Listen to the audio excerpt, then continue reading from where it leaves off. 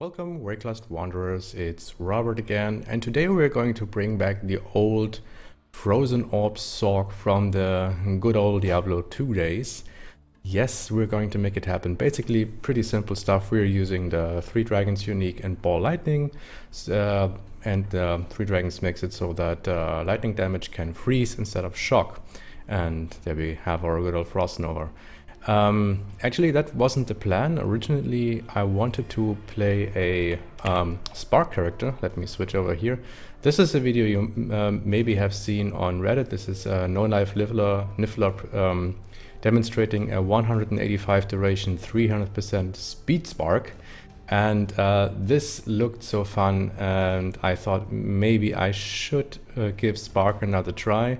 I never played Spark before. I only know that in the open beta times, like dual Spark Totem was the most overpowered thing. It was nerfed into the ground with good reason, and yeah, and I've not seen people play this ever again, so I tried to do the same thing. But since all my currency is in Bloodlines, I thought about not going crit, and to add extra safety, I wanted to use Spark together with the 3 Dragons so I can actually freeze mobs instead of just shocking them. Because if everything is frozen, then nothing can deal damage to you. And basically, if you watched my previous video, in the early game Spark is quite strong with freeze, but later on it just doesn't work. Sorry. So I have the comparison here, so we can check that out, what the 3 obvious choices for freezing are. So first of all, the reason why freeze on lightning damage is so good is because lightning has a higher top end than cold damage, and the freezing of a mob is dependent on the mob's life versus the damage it receives. Then the freeze duration is calculated, and if the freeze duration, which is again a function of the monster's life, is shorter than 0.3 seconds, then a freeze will not occur. So actually you have to deal a lot of damage to a high HP mob to freeze it. And yeah, this is why lightning damage is good, and this is why crit with lightning damage is good. But because I was afraid of killing myself to reflect, I thought of going non-crit. And then I experimented with the 3 lightning gems that we have. I mean, actually there are 4 Shock Nova, but so, and first of all, the highest damage potential basically has Arc. If you look at the raw numbers, 29 to 543 at level 17. Then there's Spark with 13 to 245, and Ball Lightning is actually the lowest. But if we check this out, so let's swap that in. Let's remove increased area of effect. So this is now Spell Echo, faster casting, lightning penetration. And on the passive tree, I have only allocated skill points that feature or buff spell damage, cast speed, lightning damage, and elemental damage, and obviously chance to freeze. So there's no projectile nodes here, there's no projectile damage. And of course, I'm also not using Fork or the faster projectiles gem. So this is, Spark could be a bit stronger if you link it with the correct skills. And as you can see, it's not really impressive. And if we swap that to Arc, it looks a bit better. So first of all, I mean, Arc has definitely a pretty good... okay, we will skip this mob really quickly, because single target is pretty bad. Yeah, so I mean, you can just right click anywhere and you have the auto aiming. But the problem with Arc is that if you have really a lot of monsters, then the AoE potential is not that great. And also your single target will suck. That always has been a problem with Arc, although the damage numbers are the highest. And now if you check out Ball Lightning, which has the lowest damage numbers. Why do I only have rares here?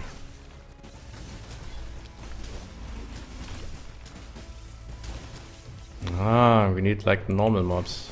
Yeah, those are good. So interestingly, although Ball Lightning has the lowest damage, it works the best. Let's get out of those dangerous mobs here. So we can even freeze them even though we have no heralds and nothing on. So it looks like Ball Lightning is the best choice in terms of skill. But this still doesn't make the build a good build. There are a lot of other things that have to come together to make this thing effective, especially when you're not going crit. So others have done this before. This is basically nothing new. I just didn't know about it. I was playing around with Spark and then later on figured out that Ball Lightning is the better thing.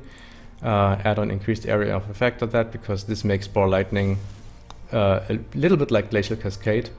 Then again, we have a lot of freeze chance from the tree. We have Celestial Punishment, we have Elementalist, we have Fingers of Frost with the additional 5% here. We have the freeze chance here and Breath of Rime, and this brings our total chance to freeze up to 30%, I think it is. Yep. But again, as I said before, you need damage. And if you're not going crit, then damage in high level maps will not be there. So I thought, okay, I have to shock. Because if I shock, I get more damage.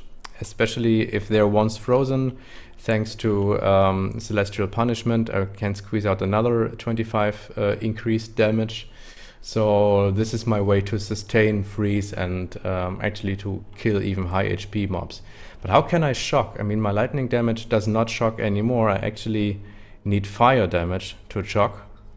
And that's a bit of a problem. I mean, you cannot add added fire to a spell. That doesn't work. I thought of maybe using a fireball with a trap and elemental proliferation, but that was really bad. And then I figured out I can use Herald of Ice. Herald of Ice synergizes really well with frozen mobs because if they shatter, they trigger the Herald of Ice effect. And then I use Pyre to convert all the cold damage that the ice explosion does into fire damage. And this fire damage can then shock.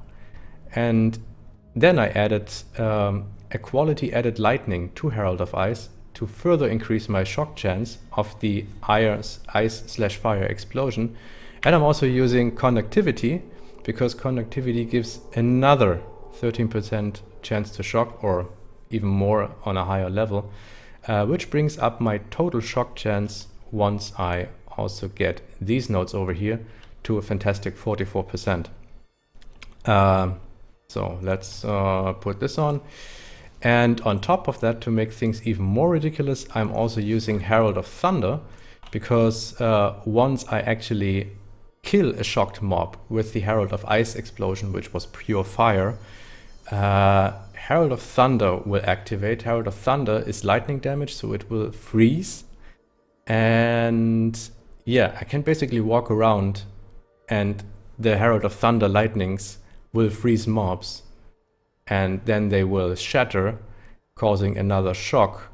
And this shock will keep Herald of Thunder going again. And this is this cyclical thing that basically once this happens, I can actually stop casting Ball Lightning. I can just run around through the map and everything will die. Right now the damage is not high. I'm just level 72, so it's probably also a bad idea to do a 71 map.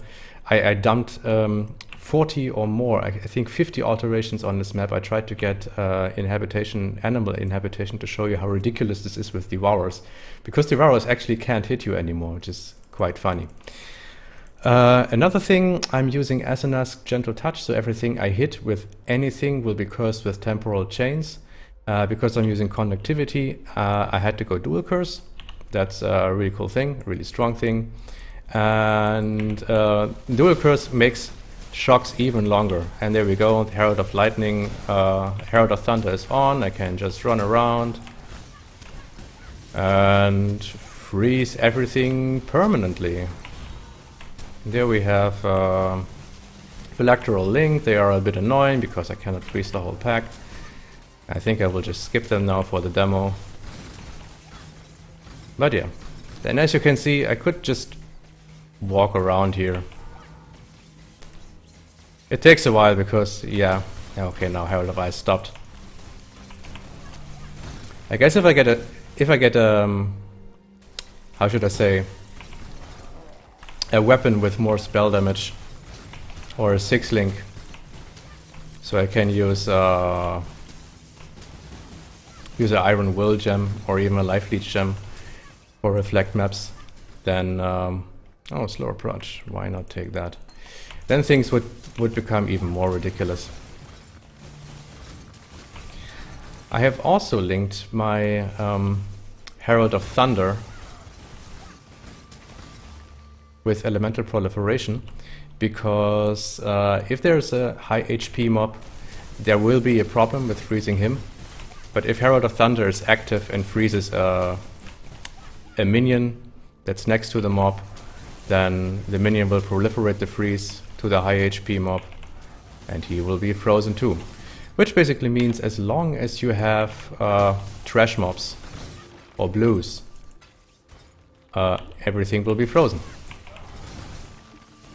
The only problem is when you're having just one mob with high HP, like a single Exile who has no mobs around him, or if the map boss is the last man standing, then it becomes a problem.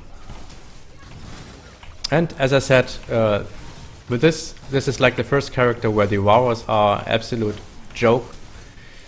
Because what happens if I know I'm in a map with Devourers, I will purposely lower my own clear speed, and I will basically run around like this.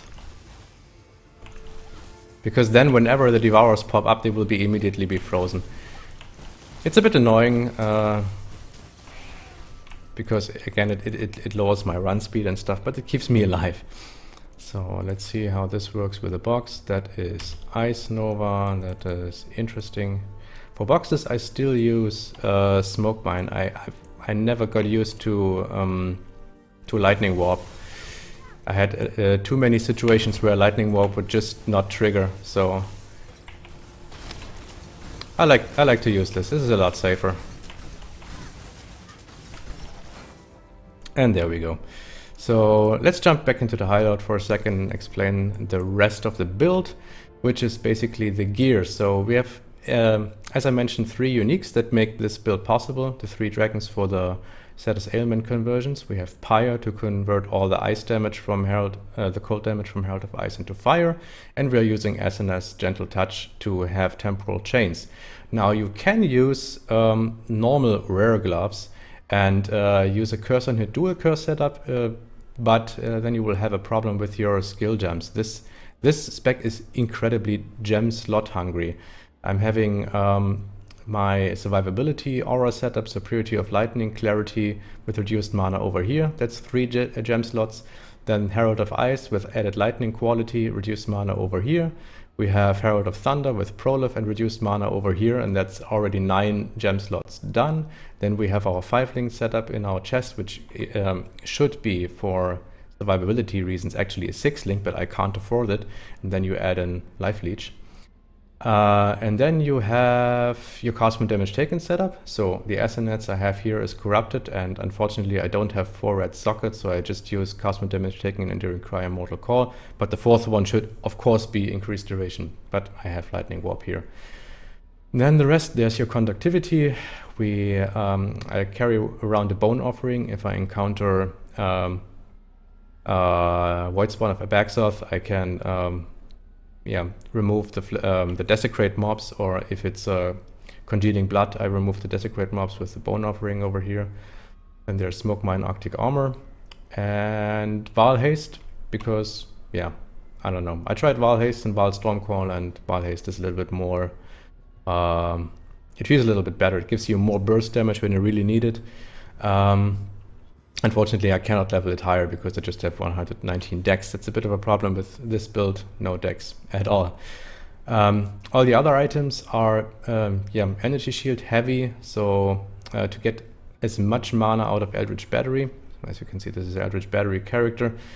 The amulet, pretty bad, but mana regen. This one, pretty bad, but mana regen. The boots are like incredibly bad. They have tri-res, but it's like 0 life on them.